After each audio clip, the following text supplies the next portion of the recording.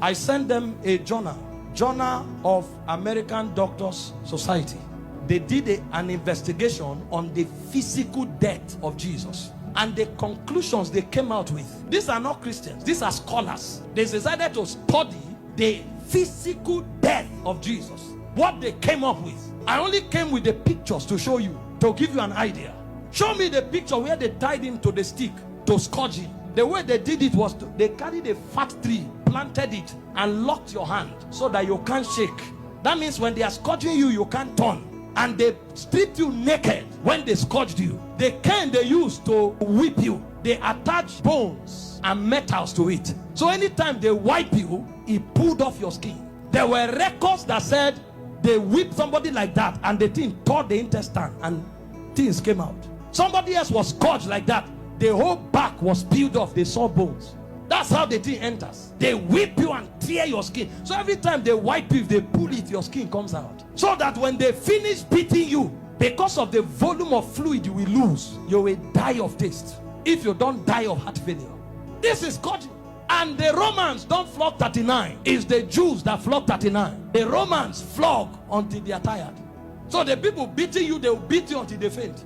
When they finish scourging you like this, if life remains in you, then mercy spoke for you. After they scourged him, they now took him trekking with the cross for close to 1 kilometer to Golgotha. He lost so much weight that short journey he fell 3 times. He couldn't walk, and nobody would give him anything to drink. Historian said when his face was wiped, blood stains crested the mark of his face on the handkerchief. Everywhere was bleeding. Can I show you the scripture that described this punishment? Isaiah 52 verse 14. When they finished beating Jesus, that alone would have been enough. See the way Isaiah 52 verse 14 described him after he was scourged. It said, just as many were appalled. You know the word appalled? The highest level irritation. When you saw him, you are like, what is this? You couldn't describe it. It said many were appalled at the sight of him. For so mad, you know the word mad? Disfigured. So disfigured was his appearance, like an object of horror. When he came out of the scourging, if you saw him, you thought he was an object of horror. And he said he no longer looked like a man. They literally disfigured him, and they didn't stop there. They now gave him the cross, carried it, and went to Golgotha.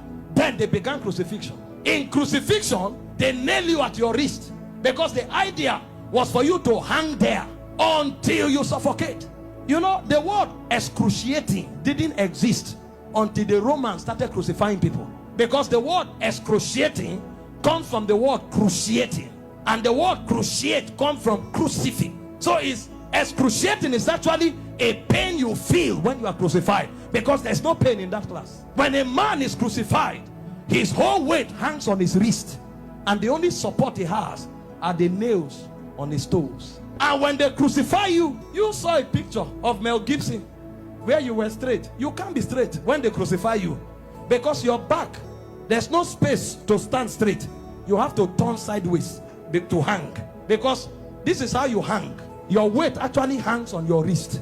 If you are tired and you want to gain small balance, you now push it on your toe that is on the nail. That's why when they wanted to kill the criminals, they broke their legs. And the reason is because when you are hanging, your stomach is bent so that your diaphragm can't breathe. Air can't enter. So Jesus was there for 6 hours. You know what that means? For 6 hours, every time he breathed, he had to pull himself up. So he pulled himself on a nail up to breathe for 6 hours. He will pull up, breathe, go back, pull up for 6 hours. Remember, his back is already torn. So as he's pulling up, he's feeling pains on the wrist, his back is scrubbing on the cross, and his leg is feeling pain. To breathe and go back. Every breath was death for you for 6 hours. And they were mocking him at the same time. So there was soulish torture, there was physical torture. As if that's not enough, he carried sin on him. So God was not connected to him at the time. God had to turn away. So there was spiritual torture, soulish torture, bodily torture. So much so that he cried, Eloi, Eloi, lama sabachthani, my God, why hast thou forsaken me? It's like a disconnection between your spirit and your soul. So the man was no longer alive. He died in the spirit before he died in the natural. The level of pain. We don't know what was done for us in 6 hours. And guess what? His mother was there. Can you stand naked before your mother? This is the man that the mother saw do wonders. How come? Imagine when he looked at their faces. See what you'll be interpreting. Some are saying, why? How come? Why can't you do anything today? Then the Jewish people were mocking. Physician, heal yourself. Fake prophet. I thought you said you had miracles. Why don't you come down? The thieves that were on the cross, one was mocking him. So from everywhere. Meanwhile, all the sicknesses on earth were on him on the cross. You have cancer, you say it's painful. He had cancer, diabetes, hepatitis, all that day at the zenith. Because he carried sickness, he carried sin, and he carried the reproach of God. You don't know the reproach of God until you go to hell. So for those 6 hours, he was in hellfire. Until a point came when the price was paid. He looked up and said, I'm thirsty. They gave him vinegar. He said, no, that's not what I'm looking for. I'm looking for the river that flows from the throne of God. I'm looking for that which satisfies indeed. When they didn't have it to offer, he said, it is finished. And he said, Father, unto you I commit my spirit. I commit. Because they couldn't kill him. They couldn't kill. No, you don't kill him. This commandment I've received from my Father.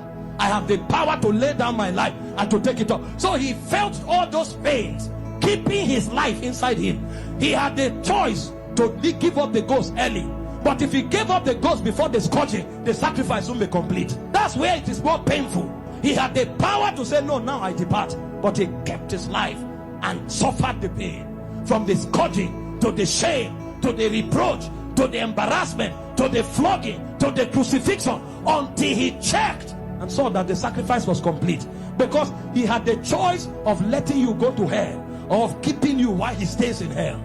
He chose to stay in hell.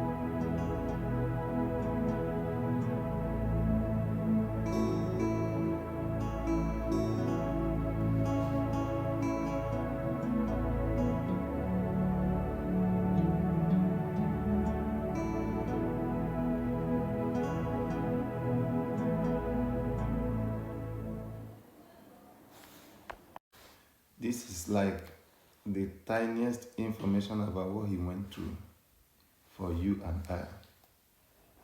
You better take your personal relationship with God very serious. Don't make it look like Jesus Christ wasted his time or his life dying for you and I. Always say, Jesus, thank you for what you did for me, for dying for me, for dying to give me life. The same way people complain that one man brought sin. Jesus is the last Adam that came to remove that sin that Adam brought. Take your life with God serious and remain blessed.